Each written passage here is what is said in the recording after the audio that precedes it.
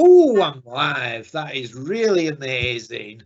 I think certain people are playing games on me. I was doing a countdown, not expecting to suddenly burst into action on when I actually finish my count.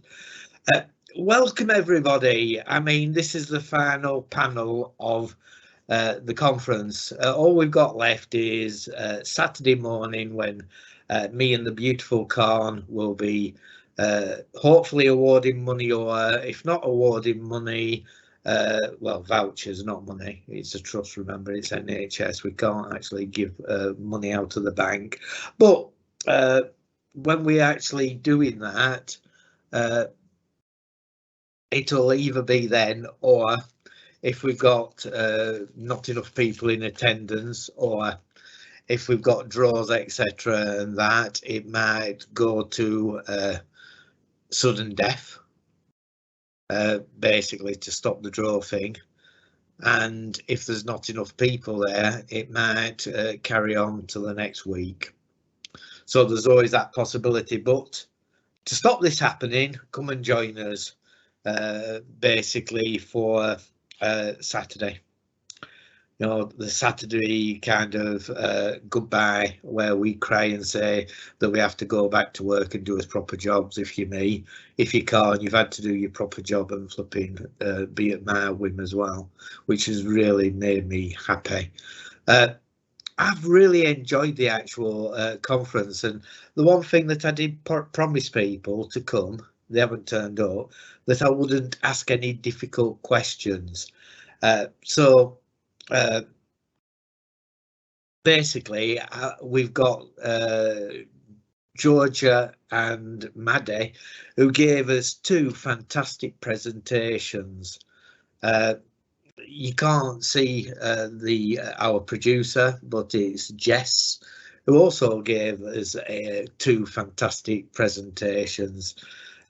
You can see, or you will be able to see in a minute, Khan, who gave us presentations again, and actually survived an interview by me, which I think is more of a challenge, that, because I really how I did it was, with most of my interviews, I gave people a list of questions. I told Khan that I wasn't going to give him one before we started it. Then I told him we were going to play a game, and I asked him really difficult questions in that game, which he suffered. And then after that, I said we'll go gently now, and then asked him more awful questions.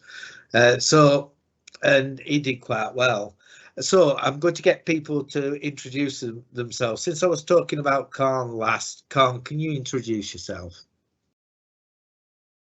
Hello everyone, I'm Khan Purvis, Equality, Diversity and Inclusion Lead for Workforce at Norfolk and Suffolk Foundation Trust. I'm beginning to know exactly what game show contestants feel like. So Georgina, could you introduce yourself? Yeah, hi, I'm Georgia. I'm a trainee clinical associate psychologist in the youth team. Bit of a mouthful, it's a new role, nobody knows what it is, which is good fun because I'm sort of having fun defining that, and part of that has been developing some of the presentations for this, which has been great fun. I actually love the frogs. I've got to say, I basically we reran your well, I was going to say frog bonanza, but we rerun the presentation, basically basics of gender identity and sexual orientation, earlier today, and I sat and watched it, and I'm thinking, is this a recording? Is this a recording? And then, yay, it's a recording. But I did it. I think I concentrated more. And Georgia, sorry, I said Georgina. I put it. That's all right. Don't worry, I'm not first. I think it's the fact that I can't read. Yeah. It's the worst thing about it. So I don't try with Maddie's basically first name, because I don't seem to be able to retain that in my little poo-sized brain, if you know what I mean, because I just call me Winnie. But Maddie, have you found things? I've really enjoyed it. I've really found it great. And I've had so much feedback from people already, being like, oh, we loved your presentation, it was really informative. And that's exactly what me and Georgia wanted to do. We wanted to kind of educate people, but not in a way that felt really like telling off or boring or whatever. Like, So yeah, I feel like we've done what we set out to do, and that's really great. So yeah, I've got a lot out of it. Really enjoyed it. The other question that I want to ask you, are all your Christmas cards going to have little dressed up frogs on from now on? Only if they've got Santa hats on or elf hats. I think that's the best way. I think I'm going to communicate only by frogs now. Absolutely, they just say so much in so little, and I think that's beautiful. Yeah, they do. I found myself actually watching it and just looking at the frogs, and especially when they've got really nice names and they've got personal thoughts, their own. It was really enjoyable. Was that? I mean, I think that this week we've got a lot of important messages out, and before we started and all this, I'd actually like to quote Jess. She said something before the conference started and all that was that doing it didn't matter, stepping up and actually talking, because it was important that we got the actual message out, and we got it out as far as we could, and so many people saw it. That's not a direct quote, but it's the gist of things, which I actually think has really worked really well, because I was watching basically Camilla's, I won't butcher her surname, but I was watching Camilla's presentation, and she brought a team with her. One of the people, we couldn't actually work the IT to let them in, but there was two other people, and one was called Stuart, and he did about cancer and the barriers to people that are trans. And obviously if you're a trans man, you might have a cervix, you might be pregnant. If you're trans woman, there's always problems in where they're going to push the catheter up on you. Yeah, I live in fear. But anyway, so that's another reason to have a fear of the doctors, quite honestly. They might come with you with a balloon type catheter, and it's, oh no. Anyway, forgetting about that. I was looking at it and I'm thinking, we're a mental health trust, and then I thought, yes, but we got the James Paget have all had invitations, the King's Lynn have all, and their general hospitals, the NNN have all had invitations. In fact, NHS staff, wherever they are in east of England, have been invited. And so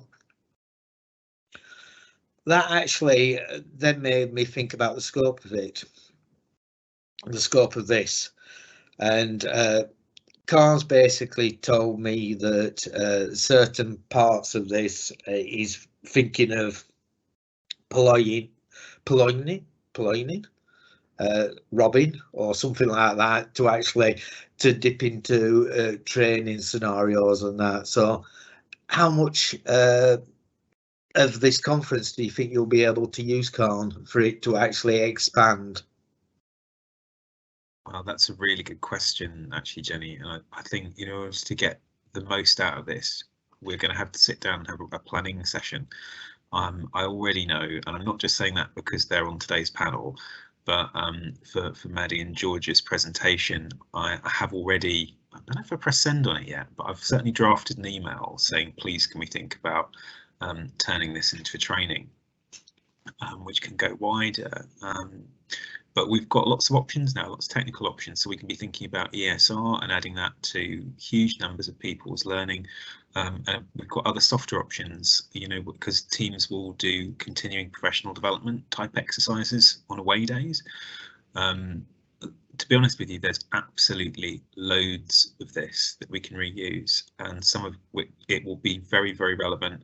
For example, the Advancing Mental Health Equalities project the Trust is now engaged in would benefit hugely from listening to the presentation that Dr. Cameraden's given today.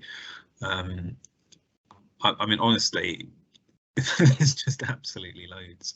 So rather than me rattling through it all, I think I'll sum up by saying it's pretty darn brilliant. Quite honestly, Georgia, Maddie, whichever one wants to actually answer me back, you kind of snuck up on me. I mean, I am chair of the Waddicut and I should know everybody by heart, but I don't, if you know what I mean. And I remember getting an email saying, Maddie has asked if she can actually present, and I was so flipping, you know, it was, oh yes, please, please, especially because we were sat there and we had this space to fill and we had this space to fill, and as I've told people in the past, we had a cancellation and I forced Carm to do an interview just actually to fill up that. I think my OCD was I would have somebody on the screen from basically 9 o'clock till 4 o'clock each day, no matter what. I wouldn't even give them time to actually change over to all that's happened with that is I've been running from one presentation to get to somewhere for the next one, so that backfired. I know that Stuart at the start of the day thanked me and Khan, and I have been throwing out the love from the actual start of this this conference to all the people that have contributed, which is both of you two as well. So have you had, Georgia, any favourite bits in what you've been able to see? Because you can go back and download things and you know, go on the website and watch, but is there anything that you've actually enjoyed or had time to enjoy at the moment? I think there's a lot of stuff that I'm going to be checking out over the next few weeks. I think the main thing for me that I've really enjoyed is the breadth of topics that we've had covered, and there's so many different things there that if you watch sort of one a week, it would keep you going for ages, wouldn't it? Just so much to learn, and we can always be learning more and, you know, improving ourselves. So I think that's such a lovely resource that will continue to persist after this week is over, which is amazing. I believe it's actually up until the 30th of March, maybe. If it's people are still wanting it to be up further, they'll approach communications or something and ask for it to be up longer than then. But I'm going to say, Maddie, to you the same thing. Is there anything this week that you've had a chance to see that you've actually enjoyed? I really enjoyed, to be honest, I've mainly watched the ones of the people here on the panel because I suppose I know them, so they're the ones I tried to catch live. I do plan on watching a lot later, but I really enjoyed your one with is it Katie Montgomery? Yeah. Yeah.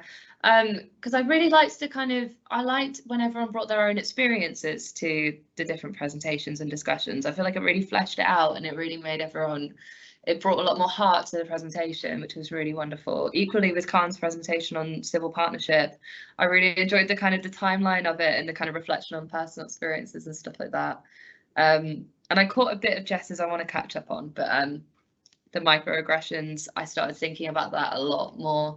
I think for a long time our focus was on kind of like outright discrimination, and we're trying to, it really made me reflect more on kind of like what can we do to kind of make sure that it's a safer environment all of the time, you know, and kind of catch these microaggressions as well. Yeah, it really made me think. So yeah, equally like Georgia said, the breadth, like there's so much covered. It's really made me think. It's been really, really interesting. So I've enjoyed all of it that I've caught, and I plan to catch up on the rest. So yeah. I also took a field trip into YouTube and looked at, because if you go to the movies bit, I always forget what the movies bit is called. It's some sort of cathedral. It's definitely not Winchester, because Winchester is not in Norfolk or Suffolk, but it is a cathedral. And when you go in there, what actually happened right at the actual beginning was when everybody was right at the beginning of the birth. The first thing we thought was we discussed getting a website. You know, the thing that you see, that's the little map and that. And we thought, well, we can't just have a conference. We need to have movies and other things. So a few of us, I think Jess is on that, Khan, we all talked about as LGBT heroes.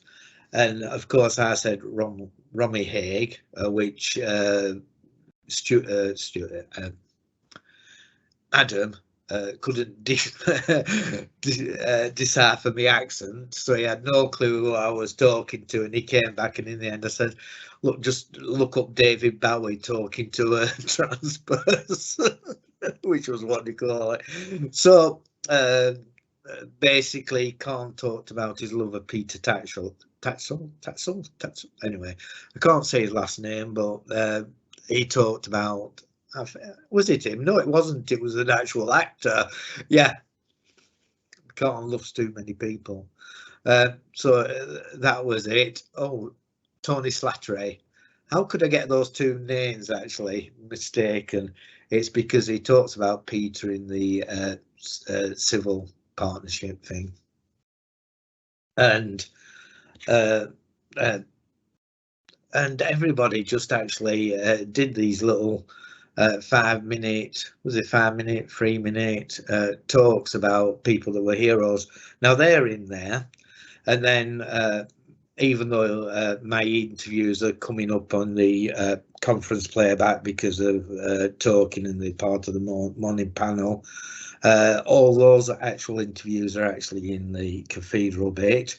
And then we decided we should put some kind of history, and so I went on YouTube, and I found things like 5 LGBT kings and 1 LGBT queen, who was not actually who I actually suspected.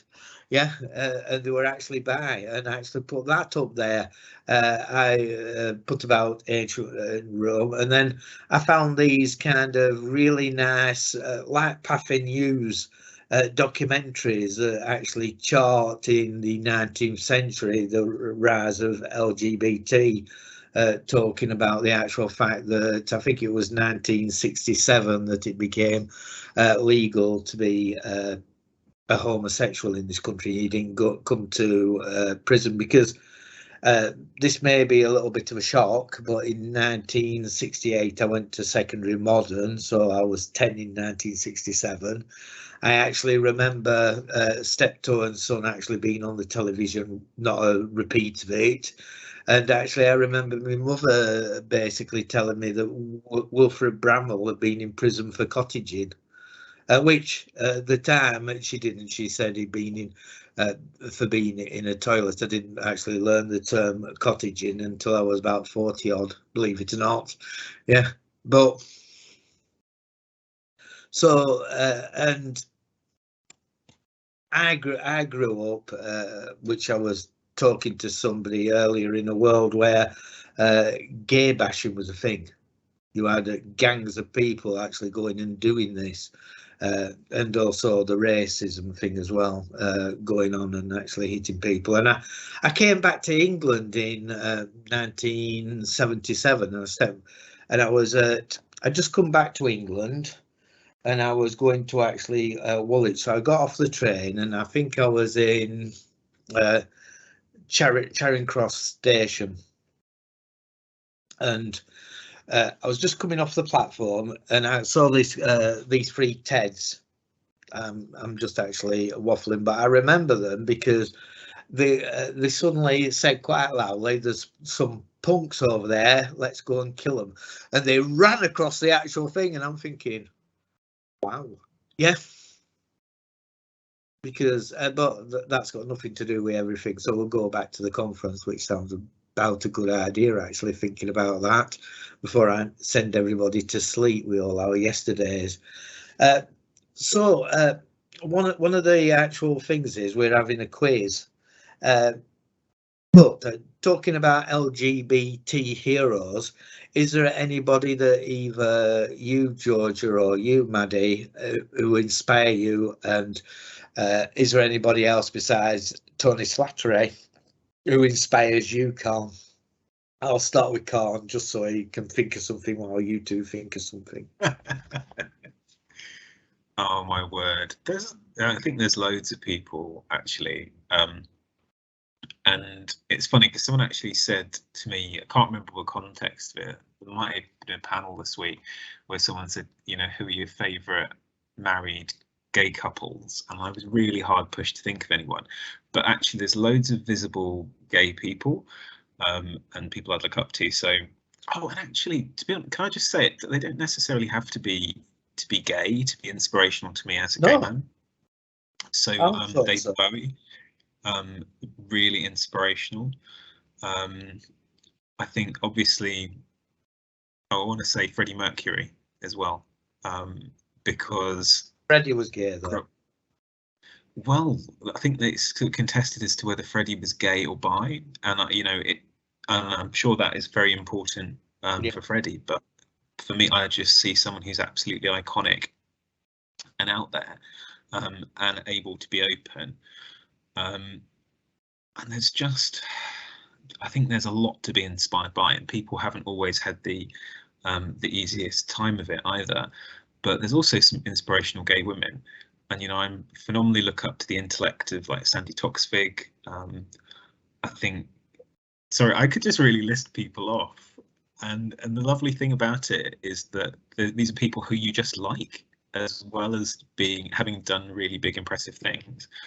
So I don't know if that's really all that helpful, Jenny. Were you looking for like, this is the iconic person? No, that is really helpful, because I mean, you're so chart my life in what you just actually said. I was talking to people and finding me footing. As I say, I left school at 15, and around that time it was all David Bowie, Mark Bolan, Freddie Mercury was a little bit later, but no, man, I think the actual when I went over to Germany the first time, Queen had just brought out their basic album where they had Sheer Heart Attack on it, if I remember rightly. So, and there's just the actual phenomenal amount of people that were, well, glam rock. Everybody was. I mean, even if you look at that group that all the skinheads were dancing to, Slade.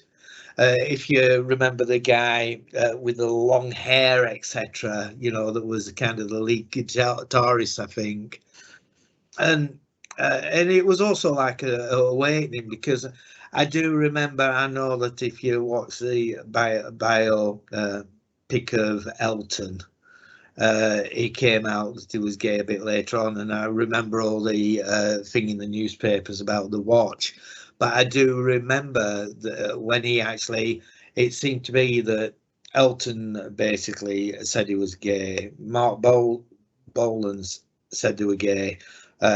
David Bowie basically said he was bi, I think, at the actual time. But to me, I've got to say, for a non-trans person,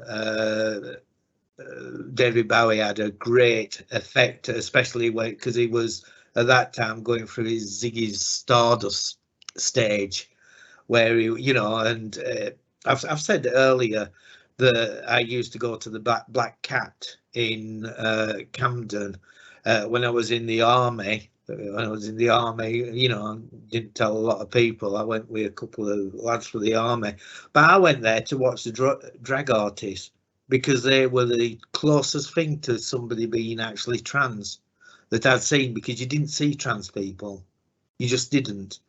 But that's a lie. You saw them in the news of the world.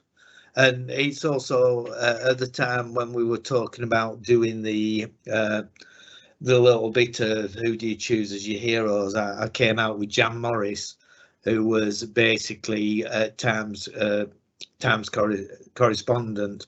I always have a soft spot for April Ashley, who they were giving aversion therapy to, making her sick, etc., who actually was on a section and escaped to France, and actually then had the actual change in France. And you know, I mean, I'm a psychiatric nurse, but one of my heroes actually ran away from the section and flew into a country where it didn't apply. And the other one, Caroline Cossey, yeah, who basically called herself Tallulah and was a Bond girl until she was outed, and then they took her name off. And it was all, it was a strange time if you were trans when I was young and growing up, because it was basically a novelty. Anybody that was trans was seen as a novelty. It was a thing that rich people did. And I remember I was, we lived in a council house. I'd bought Conundrum that Jan Morris had written, and I was reading that in a council house about a person that when they were 6 used to flipping sit under the grand piano. You know, it's a bit like grand piano. If you had one of those in my house, you'd flipping wouldn't get into the living room. Yeah, you know, it was just so ridiculous. So in one sense, they were all pioneers, and I did really appreciate them. But in another sense, they also put the benchmark miles away. You know, this is them, this is what happens to them, but it doesn't happen to ordinary normal people, which isn't true. And you can be whatever you want in life, I think, or I've managed it. I mean, I say that I left school at 15, but I ended up with a degree. So, and I shouldn't have done, because I failed my 11 plus and went into the streaming things. There's a lot, but then again, I've got psychologists all around me, and if you look at Bert's actual, he lied about his actual information to say intelligence was set, and actually screwed up a generation of working class, which me included, by saying that my actual my limitations were set when I was 11 years old, and actually ignored the fact that all these people that were passing it were having extra tuition, etc., and being explained what the 11 plus was. Sorry, that is totally by the point. But I say what do you call it? I think as long as they don't hate trans people, most people that I like are heroes to me and actually inspiration. I'll come to Georgia. How do you find trans people? I think I was just thinking about what you were saying about the kind of progression of that idea of trans people being a very sort of fixed box of people who had the privilege of having access to that, and actually thinking about the influence of things like social media. And obviously we normally quite negatively associate things with social media nowadays, but something that I feel is really positive that's come out of that is being able to connect with other people's experiences of lots of different things. I know there's some really, really amazing trans, non-binary, broadly LGBT people out there who talk about their difficulties, who talk about their struggle, but they also talk about some of the amazing things that they've being able to achieve, and also being able to form a sense of community around each other. And I'm sort of thinking about some of my celebrity heroes, and one of mine would be there's a YouTuber called Daniel Howell who did a 45-minute long documentary that was sort of all self-produced about his experience connecting with the word gay.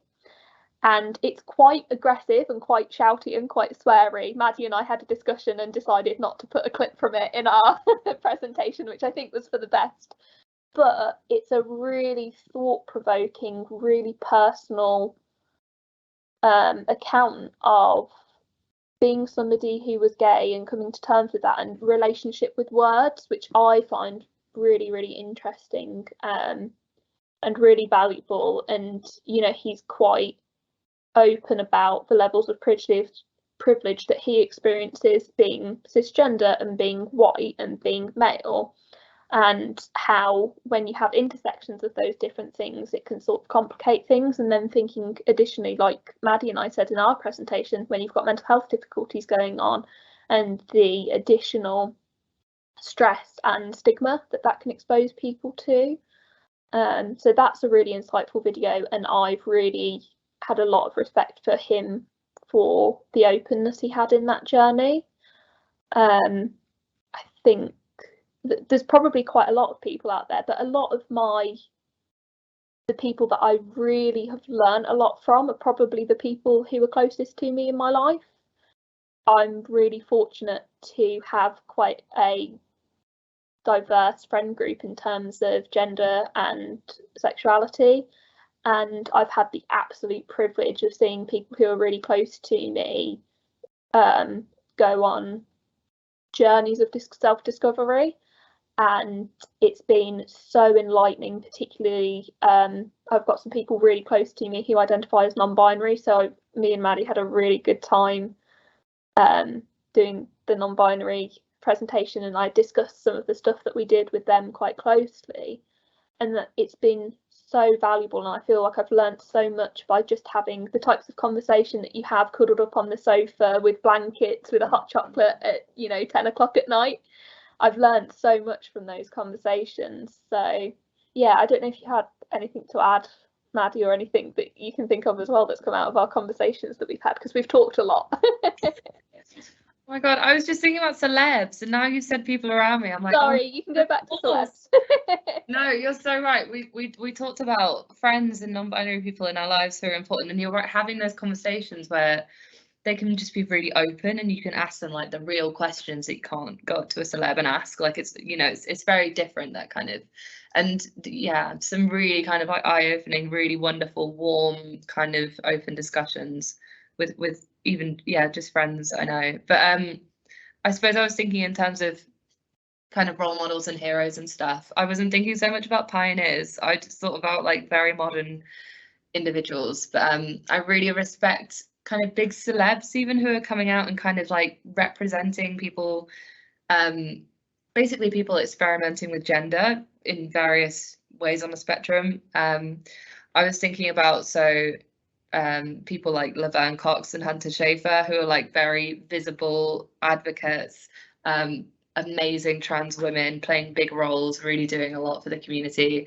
I was thinking about like Sam Smith and Demi Lovato, non-binary, just really representing and making that, starting discussions in households about pronouns and they, them, and how people feel about it, and making that really visible. And I was also thinking about even cisgender individuals like Harry Styles and Billy Porter and Janelle Monáe that will dress, kind of bend the idea of gender norms and kind of the gender binary, and kind of Harry Styles being on the cover of Vogue in a skirt is, it's groundbreaking in a way, even though Billy Porter's kind of been doing that. But I just feel like it's really amazing these people are starting those conversations for the everyday person, because it's been happening in a community for a long time, but reaching wider audiences and normalizing it and really representing, I think that's been really wonderful to see. So yeah, but there again, so many people, it's hard to choose. Yeah.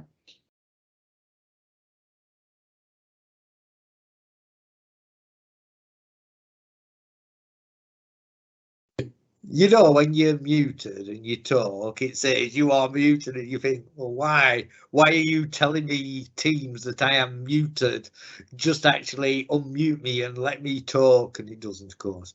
Anyway, I actually agree. Can I actually say that one of my people that have mostly influenced me a lot recently is Katie Montgomery. I watch her all the time on YouTube now. Don't get me wrong. Basically, I said to Khan not so long back, I say, oh, I've been watching YouTube, Katie Montgomery, and I quite like. And Khan says, oh, I see she does a lot of tweets. Yeah, and we talked about it, and this is when we actually decided to ask her to come and actually speak at the time, because we didn't think that she'd actually accept. I don't know if Georgia or Maddie, you know how I got most of the people to speak. I stalked them on Twitter, and on an open line, on the open thing, I actually said, I am organising a LGBT History Month Conference. I have no money. Will you come and speak? Stephen Fry didn't, but Katie did. Yeah. That's how I got Camilla as well. I didn't, because I had no idea how to get hold of her. I didn't know what her email address was or anything, so I went on Twitter. I think Camilla was the first person to answer me back, wasn't she, Khan? Yeah, so I did that, and I actually one of the people that did a heroes video for us talked about somebody that they'd actually when they were at university, there was a friend that had helped them, and so people that influence you don't have to be celebrities, quite honestly, at all. And I'd also like to actually just drop the cat among the pigeons and just make calm wince for a minute. Can I also say I was very impressed with the guy that plays Harry Potter and the basically Emma. I can't remember the names, but the girl and the gingerhead lad, that all came out when a certain person was tweeting and basically said they stood by trans people, because I thought that was remarkable. Yeah, and I think that was quite helpful. Yeah, Daniel Radcliffe, I should know, Emma Watson and Richard Grint. No, I've got that wrong. Put it back up so I can see it. And then Rupert Grint. Rupert Grint, yeah, that's really good. I told you I couldn't read. I'm so loving this at the moment. I've really enjoyed this conference. I really have. It's been nerve-wracking. Yeah. Sammy, she's basically been the producer, and I think everybody has had a good experience of what she's done. I think they really have. How she's helped people, even just to the actual thing that I mean, we all got trained, if you know what I mean.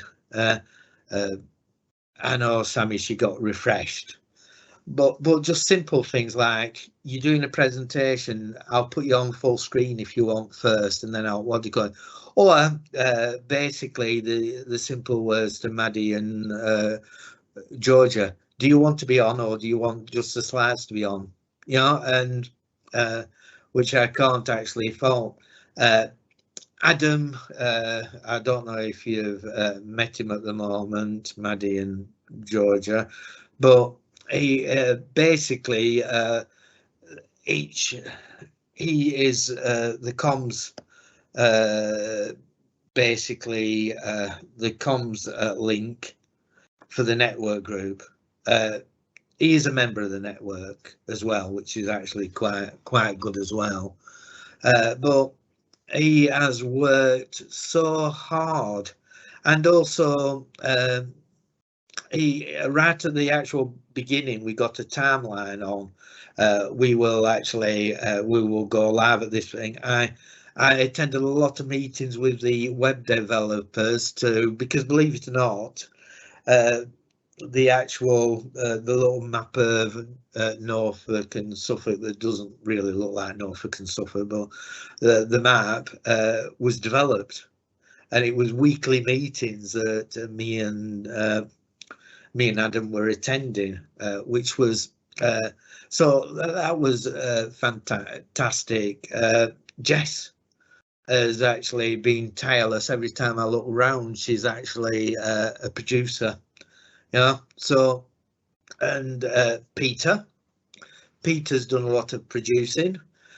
Khan has done a lot of producing as well. So I've got quite a lot of admiration of the people that have been behind the scenes, because it's easy for me to just actually be here and basically talk about, you know, things, etc. But there's somebody ensuring that I'm actually on the screen while I'm talking.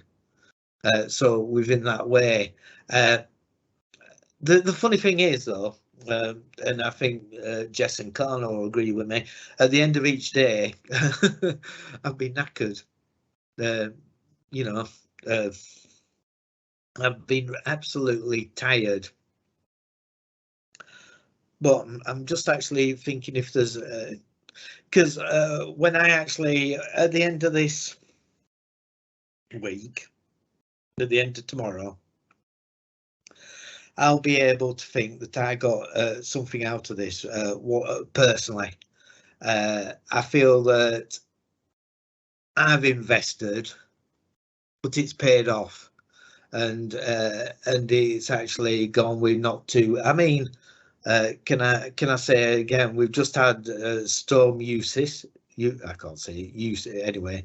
With Big E flipping, pulling up trees everywhere, and now we've got, is it Storm Dudley flipping, making a lot of noise outside, and we're a red storm area, I do believe now, a red warning. So, and so it. The last thing Adam said to me was, don't be surprised if nothing goes up, because the next thing to go wrong is a power outage. Everything that can go wrong for Adam has happened.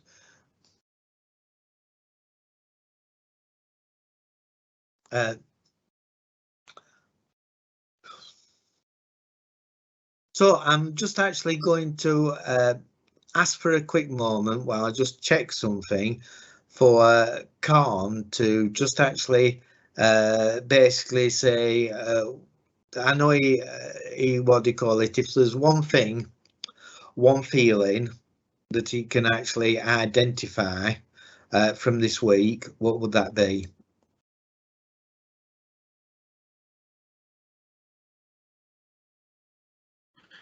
It's a really good question. I'm not going to do the easy one, which is to go, I'm so proud. Well, I think I am a little bit. Actually, the feeling that I have at the moment is, and bear with me here, but I actually feel quite free. And that's just because it's so okay to be gay right now. And you get those moments, but rarely, you don't think about it. But then when they happen, it's quite magic. And actually the last time I felt this free was at my friend's civil partnership, when the first dance happened, and it was two men on the dance floor, and it was the first time, even in a gay club, can I just say that? I've been to gay clubs, but it was the first time that I actually literally felt like this is just a lovely, beautiful thing, and everyone in this room thinks it's brilliant. And so yeah, but this conference has given me a little feeling like that as well, because it is for LGBT people. Like, so we're only doing this because we've got backing and support, and people have been so lovely this week. Yeah, I most probably forgetting what I was going to actually say. As I say, I've got the attention span of a butterfly. We can't say a bit, but we have made a difference for at least one person this week, without giving details. So that makes me actually quite proud. That really does. So is the one feeling, Georgia, you see, I actually get a question in my head and then I ask everybody. So, you know, is there one feeling that's come to you this week?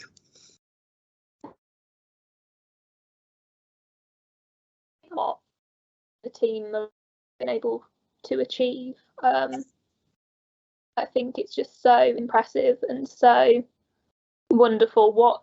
Firstly, what a logistical nightmare to be organising all these different back-to-back talks and arranging who's where and when, and then to be able to produce the quality of content that you've been able to produce this week. And, you know, I'm certain that there'll be more than just one person who has felt touched by this, even perhaps people who haven't been able to attend, just seeing the email and knowing that this is here, it might have made a difference in their step in their journey, and made NSFT feel like a safer place for them, and that's absolutely invaluable in my opinion.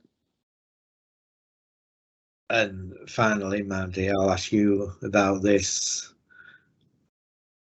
I'm going to be really basic and say pride, but because I think it's so phenomenal how people in the community have really come together. Like you said, when you reached out to people on Twitter and said, I don't have any money, can you just come and talk? And people are like, this is for the greater good. Of course, I will come and talk. And all of us mucking together, and all the producers, everyone behind the scenes. Jenny, you've done such a wonderful job putting it all on. It couldn't have happened without you. It's phenomenal. But also, I've been really proud of the people who aren't a member of the community, who have come along and attended to learn and to engage and to better themselves and to say, what can I do to make a difference to, you know, the people who I surround myself with and the people who I come about. Yeah, I just think it's been wonderful. It's been so positive, and we've touched on some difficult topics. But there's also just been so much joy, and I've always come away from each day just feeling really proud and really kind of like just really happy that this is happening. And yeah, it's been really great. So yeah, well done everyone. Now that you have mentioned proud, can I actually use that as a segue and turn it into pride? The one thing that makes me actually brim with pride or proud is 2 days ago, Stuart committed to buying banners for pride. Now, this might sound, what do you call it, but me and Con 2 years ago went to 2 years, no, it's about 3 years now, isn't it? 4 years anyway. We went to Pride. It's mostly 4 years, and Con had got this gazebo, and we were in that little park, and the gazebo shot up in the wind and was completely ruined, if you know what I mean. And I think Josh was falling about laughing, and it was strange. And actually somebody was talking to me about, because the fuzzies that have been over there got really upset because somebody says, I like your costumes, you know, and they said, no, we fuzzies don't actually talk about our costumes as though we're not. And then they all took them off at the end of the day, which always amused me. But I mean, not the, what do you call it, I think the great right to be there, and I most probably put my foot in my mouth, which I do all the time. So we attended that time, and we, what do you call it, at that actual time, there's actually there was a person there, a girl that me and Khan actually at the moment playing Pathfinder with, who was an usher, and it just happens that we, what do you call it, she became one of my friends, and then what do you call it, and there was a person that I didn't realise that was gay that became my co-chair. But she was an usher at that time. So the next year there was Khan, my co-chair, and me, and we were stood outside the actual forum. We were sharing a store with basically the project, the LGBT, Norfolk LGBT project, who had all these really flipping brilliant badges they were selling. Yeah, because Khan knows I've bored him about, can't we have a badge making machine? Can't we get a badge making machine? They have things like, it's not just a phase and the colours of the trans flag and things like that. They were great, you know. But we, what do you call it? We survived this one, and each time, you know, that one especially was because at the forum they start the actual walk, yeah, and at the beginning of COVID, when we didn't know whether there was going to be a march or anything, we basically actually had plans for a march. We had plans to get NSFT t-shirts of all different colours, so we could actually all go in different bits and actually be the rainbow flag as we were marching, which I think was, you know, one of our plans at that actual time. And that now, I think we're most probably going to be able to actually march at what do you call it? And I'll say, because I know that Carl's getting extremely excited. I'll let him actually speak a little bit about this, and then I'll come back to it, and then we'll go. Carl. Yeah, absolutely. And you know, it has been COVID that has derailed us temporarily, but I can't wait now. And I think if you'd gone back a few years, the prospect of really getting that kind of coordinated effort and the buy-in and all the drive that's necessary to make an event happen in the NHS, because we're always busy, always busy, is difficult. And I think that you need to get people engaged and to make them see things possible. I'm sure we can do that now. I think this event has really made that possible. I'm really looking forward to it, and what I can tell you is I will be in one of the Rainbow Pride t-shirts, carrying a banner, and also being a rather boring, usually middle-aged white bloke who don't get out much. If you go back a few years, you wouldn't have got me to a Pride parade because I'd have been too self-conscious. So can I just say, Jenny, I think knowing you and being involved in NSFT has been very good for me. And just because you won't take no for an answer, this is my cat, by the way. There you go. There you go. That's enough screen time for you. It's his cat that won't take no for an answer. It's just the avoidance of any doubt. Yeah, what do you call it? The first Pride, whatever he says. Yeah, the first Pride. Look, I've got my pen in my hand just to actually poke it at him.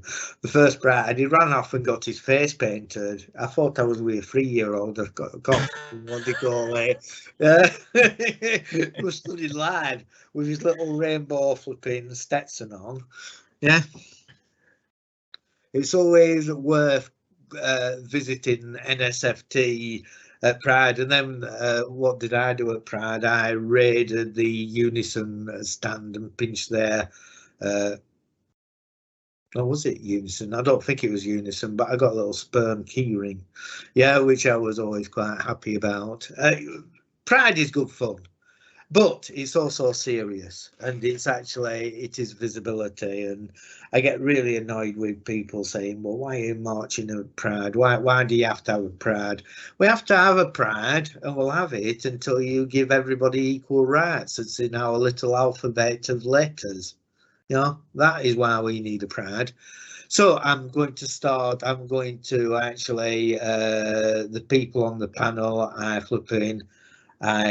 salute you, and I want to thank both Georgina and Maddie for such fantastic presentations, and the fact that I'm sure this is not the last we actually see of both these people, and do know that Maddie's actually is going great places, I do believe. So cheers.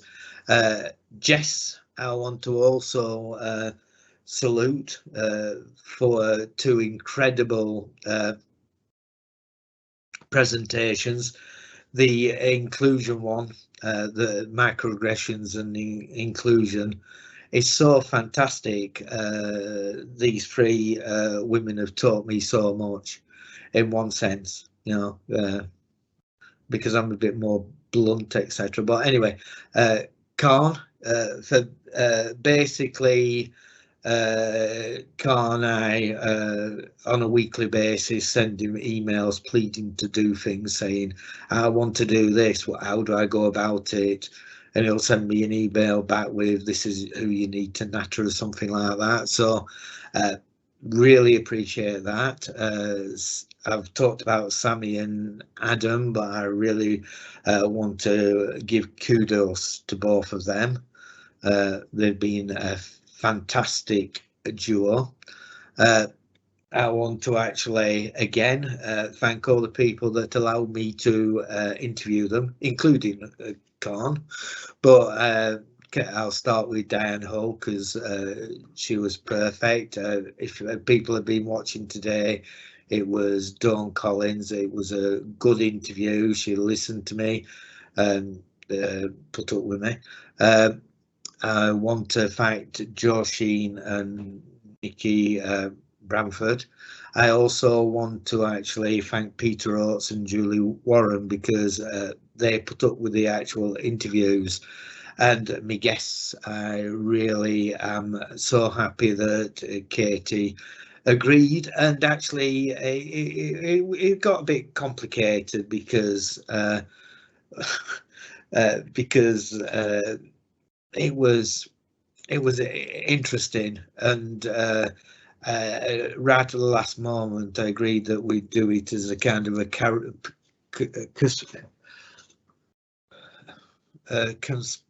I can't say the word anymore, but that's all right. I don't always stroke. Funnily enough, no fatalities. Camilla, I'd like to actually thank Camilla Mondrian and her team to come and basically guest speak. But in it, they said about actually, I appeared in the Lancet. Can I say that?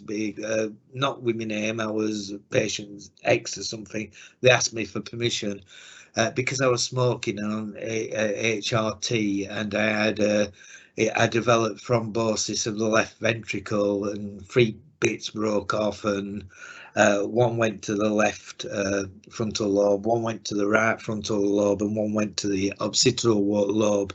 And so I had a heart attack, and then I had quite a serious stroke, but that's when I was 50. So I could well be actually have been kicked the bucket at that time. So those two. Paul Galuli really, for the doctors, really set the we've only got 2 minutes, so I'm racing through this. Paul Galuli set the actual pace with a brilliant presentation. Just go and watch it. Then we actually had Lawrence Webb, basically about that was a good one, and he came onto the panel, and the panel was marvelous. So again, watch. And then right at the actual before Camilla, we had Michael Brady, who never expected to actually commit LGBT affairs for the whole of the NHS. Just amazed, you know. And so I want to thank all these people. Join us for a kind of a wrap-up celebration on Saturday if you can. I know that people don't work on Saturday, but it's supposed to be fun, this. It's not supposed to be work for the final bit of it. And thank you, and I'm going to finish there.